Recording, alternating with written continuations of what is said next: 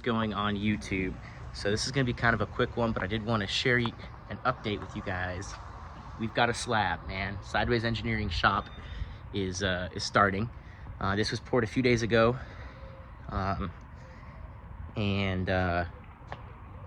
yeah, I'm just really excited. So unfortunately, this did turn out to be like the job from hell. I tried to start this like early February and did a lot of the prep work myself. I ended up injuring myself. I decided that instead of pouring the concrete myself, I want to get a reliable contractor. It took me 4 contractors to find one who was reliable. I got 2 quotes from guys who came out and looked at it, said they would get me back to me with a quote, and then disappeared. Never heard from him again, wouldn't answer my calls, nothing. I had a 3rd guy that I explained what I wanted, and he said he would come out and take a look at it to give me a quote. Never showed up, never answered the phone ever again. Now, this 4th guy that we found is awesome. Really good guy, good pricing, great communication. This ended up being the job from hell though, especially for him. And he still stuck it out. I know he wanted to quit. I know he wanted to basically tell us to go fuck off. And it wasn't our fault, but it was one of those jobs that just everything goes wrong. But he didn't. He communicated everything the whole time, and he got a stellar job done. It's awesome. So his name is Ruben, and if anybody needs a concrete contractor in the Phoenix area, message me and I'll get you his information. But so they wanted this pour to be done at 8 o'clock in the morning. So they showed up at like 6 and did the final prep work, and the truck was supposed to be here at 8 o'clock in the morning. Well, they delayed it. It didn't leave the concrete plant until 11 o'clock. So this guy Ruben has been paying his helpers for 3 hours basically to sit around, and he's losing money, you know? Then the concrete truck gets a flat tire.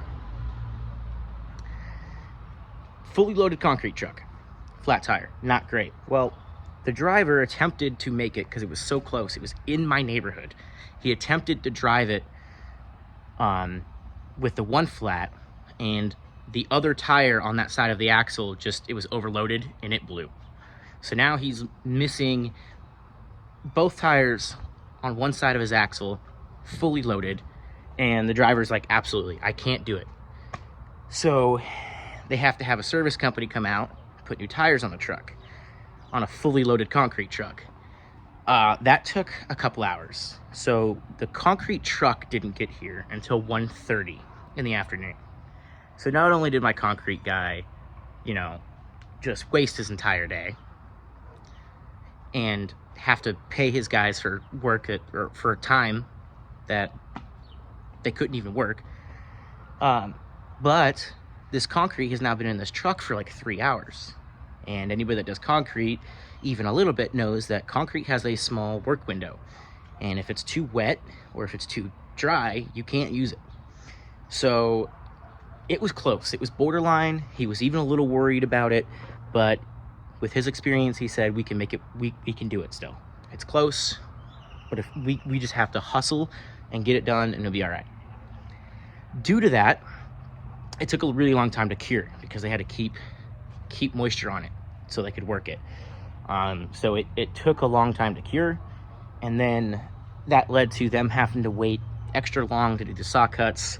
In fact, they even tried to do it and it wasn't working. It was chipping the top, and I didn't really mind too much, but he did. You know, he wants quality work, and so what he ended up doing is he stayed pretty late into the evening, and then just basically instructed me on how to mist it at what periods of time to keep the concrete from fully curing so we wouldn't get any cracks.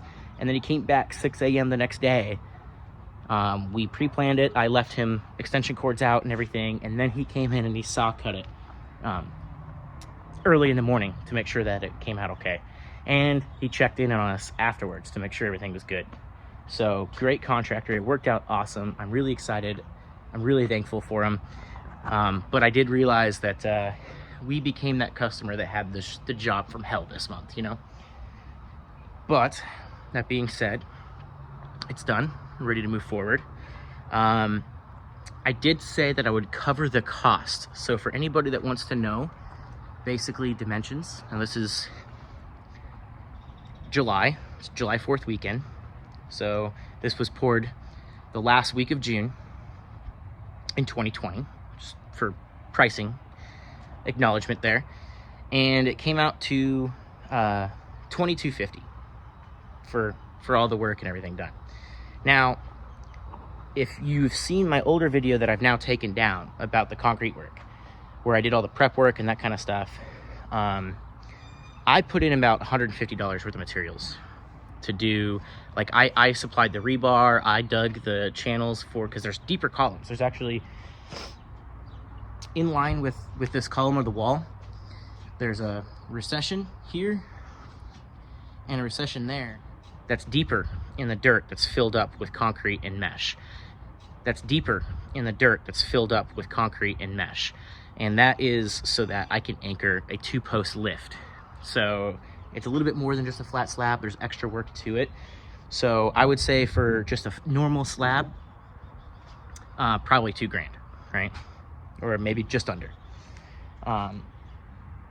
But so I you know, the contractor, that was $22.50, and then I put probably $150 on top of that. So what's that come out to? $2,400. And then we tipped him $100 because he had such a bad time and such a hard time. We did give him an extra $100 because we wanted to show the appreciation for how hard he worked, the fact that he didn't give up on this, the fact that despite everything going wrong, he still did right by us and kept us in the loop and, you know, the top priority, and got it done correctly. So $2,500 if you include the tip. Not terrible in my opinion, but that's kind of where it's at. So this was poured on Wednesday, so it's kind of sucks because I have a long weekend right now, but he did say not to put the car or my engines or anything super heavy on it until a full week, just to make sure that it's 100% cured, because he doesn't want depressions or cracks coming because I rushed it. So I agreed to that.